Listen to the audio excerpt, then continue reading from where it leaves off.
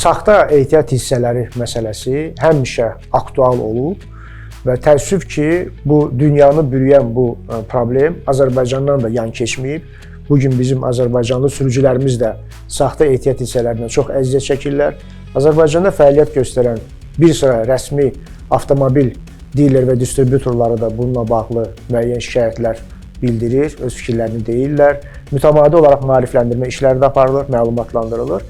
Və deyim ki, bu markalar arasında ən çox ziyan çəkən şirkətlərdən biri də elə Toyota şirkətidir. Bilirsiniz ki, bu şirkət populyar olduğuna görə, tanındığına görə və bu şirkətin avtomobillərdən böyük tələb olduğuna görə çox təəssüf ki, saxta ehtiyat hissələri istehsal edən və yaxud da ki, hazırlayan müəyyən deməli, qruplar var ki, onlar da bundan sui-istifadə edirlər. Belə saxta ehtiyat hissələrini hazırlayıb müxtəlif bazarlara çıxarırlar. Və bilirsiniz, alıcı həmişə diletantdır, alıcı, istehlakçı, bəzən adi bir sözə də inanır, bəzən qablaşdırmaya baxmadan, diqqət yetirmədən satıcının təklif etdiyi deməli, həmin o ehtiyat hissəsini alır. Lakin bundan da yan keçmək mümkündür. Bu o demək deyil ki, saxta ehtiyat hissələri ilə mübarizə aparmaq mümkün deyil, mümkündür. Və bunun üçün indi biz bir neçə təlimat deyəcəyik bizim hörmətli sürücülərimiz üçün, bizim hörmətli izləyicilərimiz, tamaşaçılarımız üçün. İlk növbədə avtomobilə ehtiyat hissəsi aldıqda hər hansı bir mağaza olsun, istər digər bir servis mərkəzi olsun, ora yaxınlaşdıqda ilk növbədə həmin ehtiyat hissəsinin qablaşdırmasına xüsusi diqqət yetirmək lazımdır. Bir çox hallarda saxta ehtiyat hissələri satanlar qablaşdırılmış formada satmırlar. Niyə görə? Çünki daşınma zamanı yükün daha yüngül olması üçün bir çox hallarda bu ehtiyat hissələri qablaşdırılmır, qablaşdırılmadan kənar gətirilir. İkinci məsələ, qablaşdırılsa da belə, həmən qablaşdırılma üzərində, saxta ehtiyat hissələri satılan qablaşdırma üzərində bəzi detallar var ki, onlara xüsusi diqqət yetirməklə artıq bunun saxta olduğunu anlamaq mümkündür. İlk növbədə hamımızın bildiyimiz ştrix koddur, ştrix koda xüsusi nəzarət yetirmək lazımdır. Daha sonra qablaşdırma üzərində olan rənglərə xüsusi diqqət yetirmək lazımdır. Hamı bilir ki, hər hansı bir avtomobil markasının özünə uyğun, özünə müvafiq deməli rəngləri var, loqo rəngi var, brend rəngləri var. İlk növbədə ona da diqqət yetirmək vacibdir. Daha sonra ştrix kodla yanaşı müasir ehtiyat hissələri istehsal olunan zaman bəzi ölkələr üçün burada hətta QR kodlar da təqdim olunur. Ola bilər ki, indiki dövrdə bəzi ehtiyat hissələrinin qablaşdırılmasında bu QR kod olmasın. Lakin ştrix koda xüsusi diqqət etmək lazımdır. Ştrix kod 10 və ya 12 rəqəmli olmalıdır. Ştrix koda baxmaqla bu ehtiyat hissəsinin harada istehsal olunduğu, hansı ölkədən gətirildiyi belə məlumatlar orada öz əksini tapmalıdır. Və sonuncu deməli mərhələ nədən ibarətdir? Bilmək lazımdır ki, Azərbaycan Respublikasında istehlakçıların hüquqları müdafiəsi haqqında qanuna əsasən ehtiyat hissələri də satılarkən onların uyğunluq sertifikatı olmalıdır. Və beləliklə bizim alıcılarımız, hörmətli alıcılar, avtomobil istifadəçiləri satıcıdan bu uyğunlaşma sertifikatını tələb edə bilərlər. Həmin sertifikatda ehtiyat hissəsinin deməli, mənşə ölkəsi göstərilməlidir və istehsal zavodunun kodları orada olmalıdır. Bax, bu üç əsas məsələyə, elementar məsələlərə diqqət yetirməklə bizim sürücülərimiz saxta ehtiyat hissələrindən yan keçə bilərlər.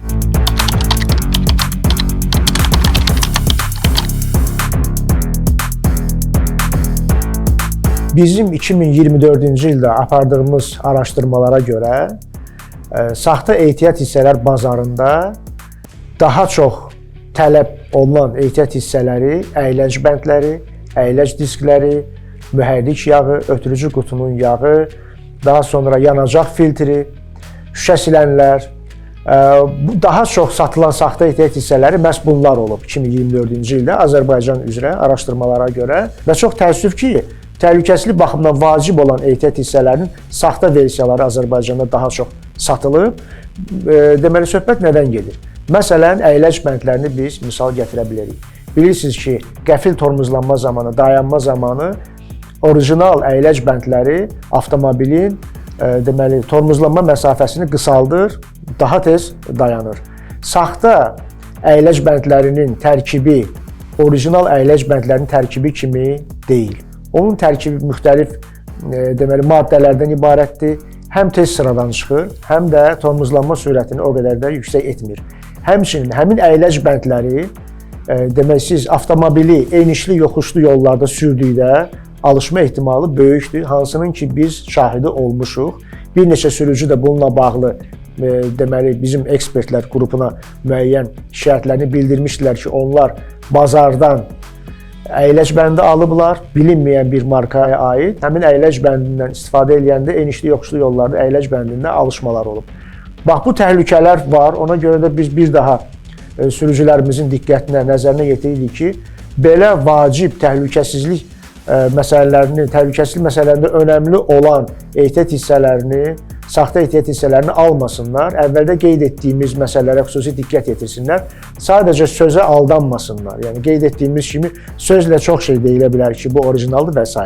Daha sonra saxta mühərrik yağı, saxta ötürücü qutunun yağları, bunların satılması, saxta deməli yağ filtrləri, saxta salon filtrləri, saxta yanacaq filtrləri, bunlar hamısı avtomobilin ömrünü uzadan və hətta elə bir andaca mühərrikin sıradan çıxmasına gətirib çıxaran amillərdir. Məsələn, saxta yağ filtrlərinin ziyanını, birbaşa mühərrikə ziyan nədən ibarətdir? Saxta yağ filtri yağın tam olaraq təmizlənməsini həyata keçirə bilmir. Nəticədə zərərli maddələrin mühərrikə keçməsi baş verə bilir, mühərrikdə yarana bilir və mühərrikdə həmin yağ daha tez qaralır. Yəni biz bunu el dilində desək, sadə dildə mühərrikin yağı daha tez qaralır. Və eyni zamanda bizim ötən ilki həmçinin araşdırılmalarımıza görə də ölkədə ehtiyat hissələrində daha çox tələb olan əyləc bəndləri həm saxta daha çox satılıb, həm də tələbat daha çox olub. Əyləc bəndlərlə yanaşı benzin filtrlərinə də ötən il ərzində daha çox yanacaq filtrinə tələbat olub və həmin yanacaq filtrlərinin də orijinal olması olduqca vacibdir. Bu da yanacağın işlədiyi zaman mühərrikə vurduğu ziyanı qat-qat ola bilər, daha qat-qat ziyan verə bilər. Ona görə çox ehtiyatlı və diqqətli olmaq lazımdır. Orijinal ehtiyat hissələrini almağı biz tövsiyə edirik.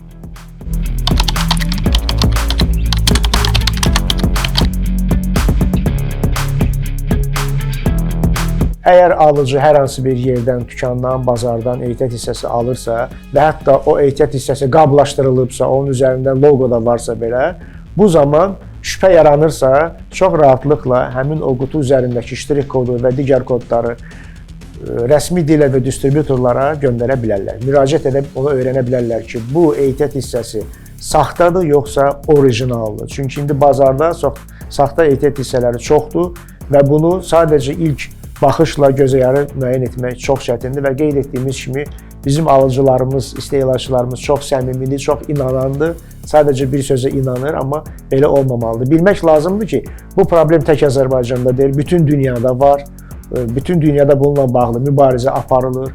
Azərbaycanda da müəyyən bu işlə məşğul olan qurumlar var ki, dövlət qurumları həmçinin bununla bağlı müəyyən təlimlər də keçirlər hətta. Həm deməli rəsmi distributorlar üçün, həm digər ekspertlər üçün də hətta. Buna görə çox diqqətli olmaq lazımdır. Ehtiyatlı olmaq lazımdır, belə ehtiyat hissələrindən uzaq olmaq lazımdır. Qeyd etdiyim kimi, hər hansı bir ehtiyat hissəsi bugün ucuz ola bilər, siz onu bazardan daha ucuz əldə edə bilərsiniz, lakin daha sonra onun fəsadları daha problematik olacaq, daha çox ziyana düşəcəksiniz, hansının ki biz şahidi olmuşuq.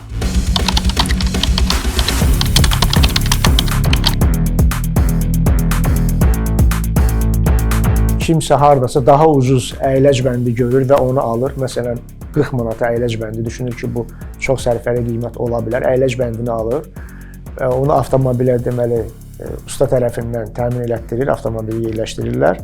Sonraki mərhələdə həmin o saxta əyləc bəndi avtomobilin ümumi hərəkət sisteminə elə ziyan vurur ki, avtomobilin əyləc diskləri belə dəyişilməli olur, əyilir, yolmağa aparmalı olur, ümumiyyətlə tam dəyişməli olur və burada 40 manat irəli düşmək əvəzinə o 400 manat, 500 manat ziyana düşür. Hətta bu rəqəm daha çox ola bilər. Ona görə yaxşı budur ki, daha orijinal ehtiyat hissəsini istifadə edəsən ki, həm uzun müddətli olsun, həm də ona bağlı olan digər ehtiyat hissəsini sıradan çıxarmasın.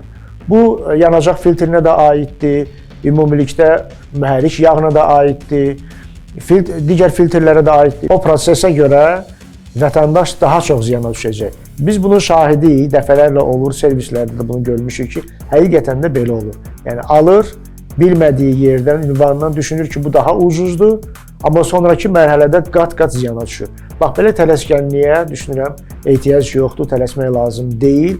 Orijinal, zəmanətli ehtiyat hissələrini almaq lazımdır. Və bir məsələ də var ki, rəsmi distributor və dilerlər satdıqları ehtiyat hissələrinə zəmanət verirlər. Ona çek verirlər.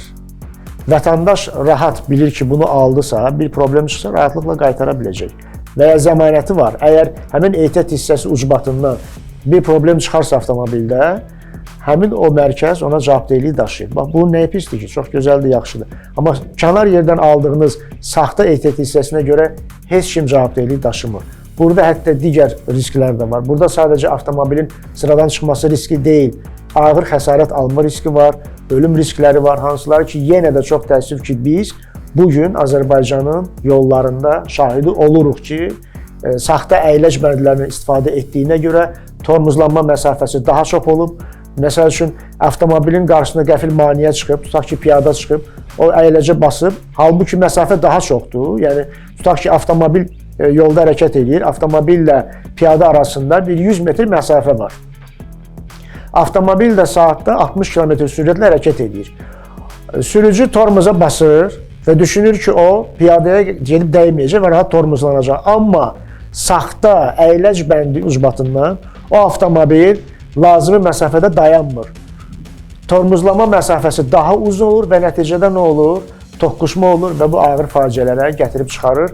Bizim bir sıra əməkdaşlarla, digər əməkdaşlarla söhbətlərimiz olub və bu söhbətlər arasında araşdırmalar zamanı bunlar da məlum olub ki, sürücü deyir ki, mən vaxtında tormoza bastım, amma nədənsə maşın dayanmadı. Niyə dayanmadı? Çünki saxta əyləc bəndi var idi orada, ona görə avtomobil dayanmadı. Bu şeylərdə diqqətli olmalıyıq. Yəni, insan sağlamlığı, bizim sağlamlığımız, sağ-salamat olmağımız o saxta ehtiyat hissəsinə daha vacibdir.